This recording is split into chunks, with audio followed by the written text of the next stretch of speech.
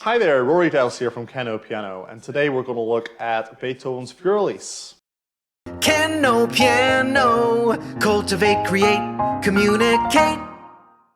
So once again, another really popular piece in this series of tutorials that we're working through.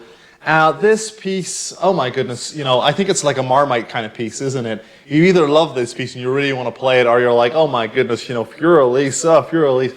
But it is, it's a piece that I think everyone kind of wants to look at some stage. You're going to cross this piece one way or another. And actually, I think it's a really, really beautiful piece when, maybe when you've got an interpretation down that you're quite happy with. And I just say that because, it is quite a repetitive little piece, and it can be one of those pieces that, as a beginner, you can kind of feel, you want to aspire to. And as an intermediate level player, this is a great piece with some challenging little runs to work your fingers in the middle section before we get that wonderful and famous theme coming back.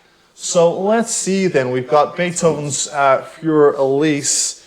Here it goes a little like this.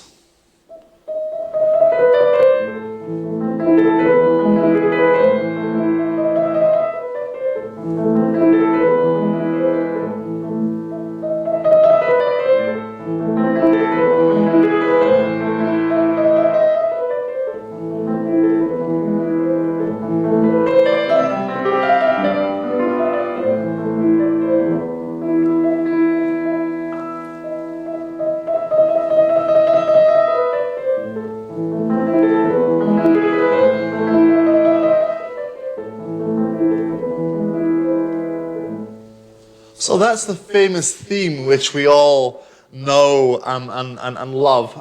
I say love, if you've kind of got stuck on this and you've been hearing this for a while, I'm hoping this tutorial will have a few things to kind of bring you beyond that.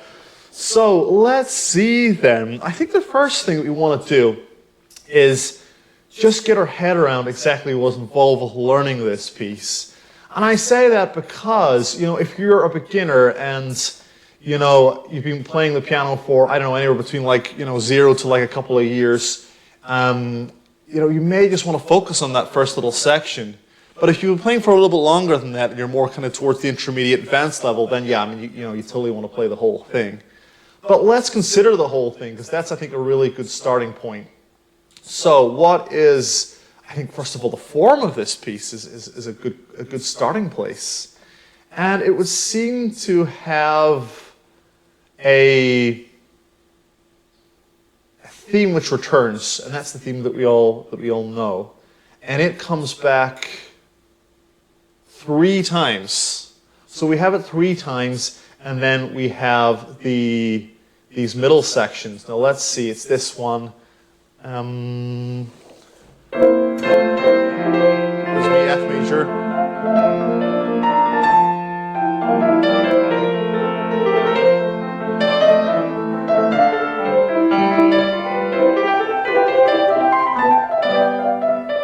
Excuse me, it's been a few years since I've played that little part, but yeah, you can see that's a tricky little section. So if you are, a intermediate to advanced level player, I'd say that is the part that's the part you want to start on. So you want to start, I think, there with it if you're intending to play the whole piece. Then I'd say you want to you want to learn the next little section. It's a bit different from the theme. This one, that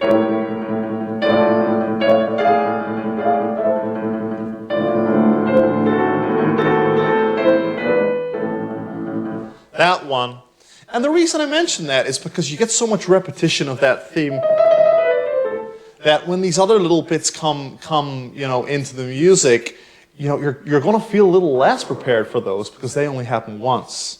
So the way I like to kind of, go about this is whenever you start a new piece of music, I think one of the first things you want to do is look at the form and see what repeats, because that's the part that's going to be good. Because when you play it from beginning to end, you're going to get to play that theme in this piece 3 times. So if you think about it, those other sections that you only play once, they get played once for every 3 times that you play the other part. Yeah, so that's going to create that disparity, isn't it? So I'd say start then with that little F major section. Then the other one. But for now, let's get started with the theme. So we have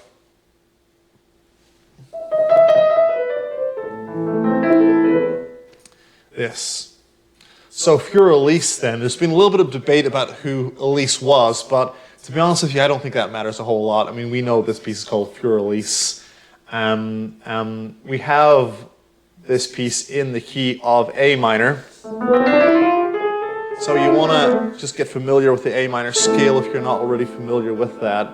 It does modulate into F major for the middle section. And so again, you want to get comfortable with that scale. And yeah, those generally tend to be the main tonal centers of this piece. It is in 3/8, which is 3/8 notes or 3 quavers in a bar or in a measure. And so again, you want to get used to the feel of that, counting 1, 2, excuse me, if we take it from over here, 1, 2, 3, 1, 2, 3, 1, 2, 3, 1, 2, 3, 1, 2, 3, 1, 2, 3, 1. So we've got that waltz-like feel. It's not in 3/4, 3/4 notes in a measure like you might expect. It is 3/8 and then marked poco moto. So a little bit of motion. And I think that's one of the reasons Beethoven also writes it in 3/8. A good friend of mine from whenever we were studying at the University of Manchester together, we were studying Beethoven, Martin Norden he's called. He did his PhD on this stuff, so I'm sure, you know, if you want to contact him, Martin Norden, I'm sure got some ideas behind that. But in 3/8, you know, Beethoven, you know, generally, not even Beethoven, but generally you see composers writing in eighth notes when they want something just a little bit faster than normal. So if it was like a waltz, you might expect something like this, potentially, but